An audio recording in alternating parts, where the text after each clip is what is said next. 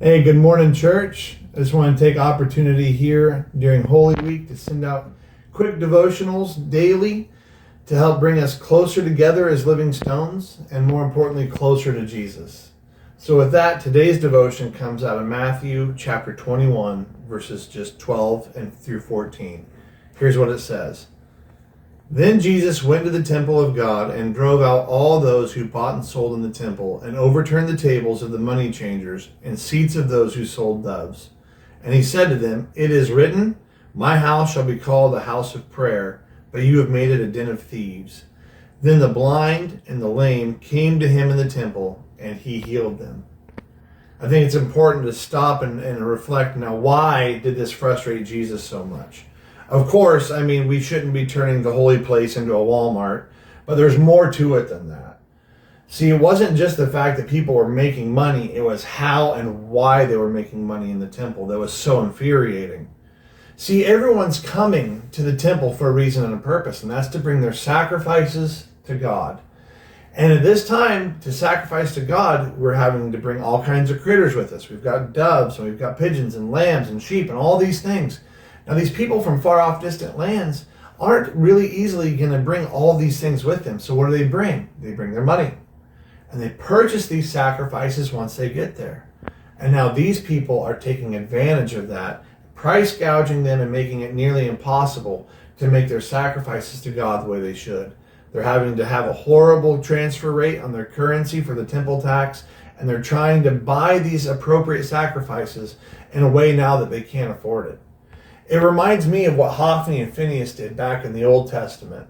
Hophni and Phinehas were sons of Eli, the priest of Israel at this time, and people would bring their sacrifices to God.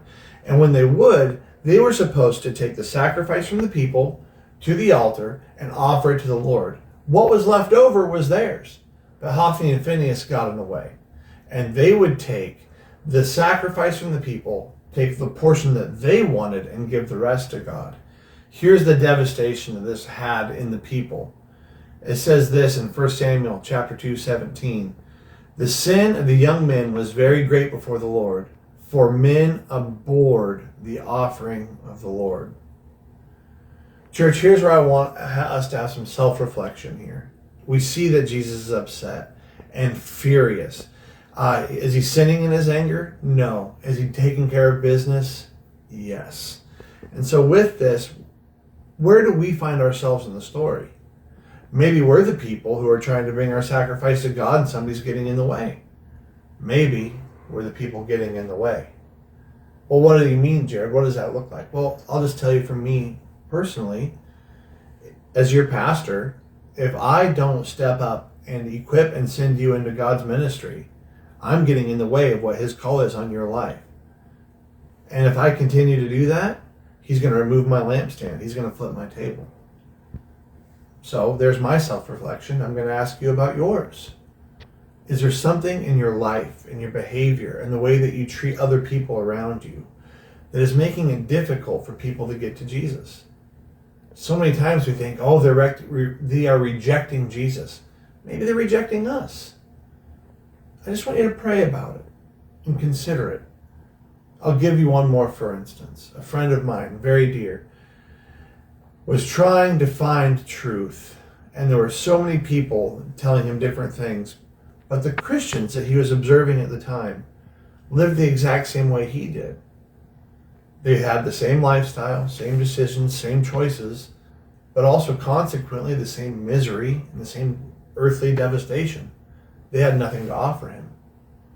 So what I'm asking us to prayerfully consider is, let's get so close to Jesus that we produce fruits of repentance, and then that fruit should remain, and then it's so glorious that the world around us wants to eat from our tree.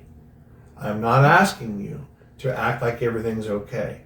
I'm asking you to stay focused on the King and know even in the midst of your darkest trial and your greatest difficulty and your worst hardship, God is still good. And he's showing his love to you and through you to a world who desperately needs him. I love you so much, church. I can't wait to see you all together on Easter Sunday. But for now, Lord bless you. We'll see you soon.